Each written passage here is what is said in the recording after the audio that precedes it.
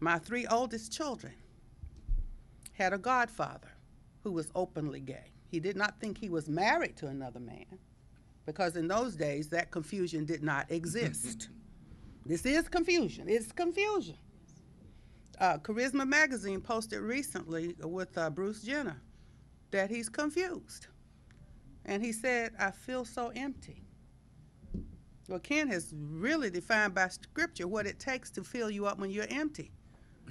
And it's not surgery. It's not a new hairdo. It's not, I feel like I need to be this or that. It hits more closely to home with me.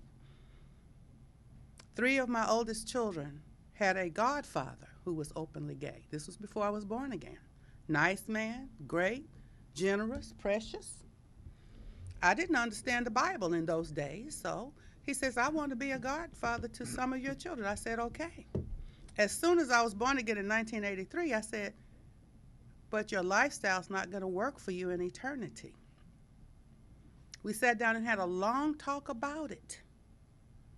And before he left the earth, he began to consider those issues. I believe he did hear me. He passed away after that. I believe he tried to live a celibate life until that time with that understanding.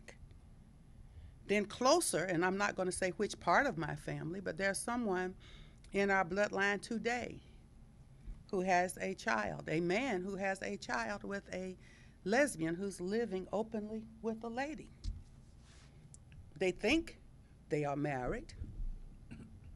And I was talking to them, and my daughters were easing around to see what I was saying to them. They said, Ma, you just don't have any sense. So I said to the young lady, I said, what kind of ring is that on your finger? Do you think it's an engagement ring? No, it's a wedding ring. I say, so you think it's a wedding ring?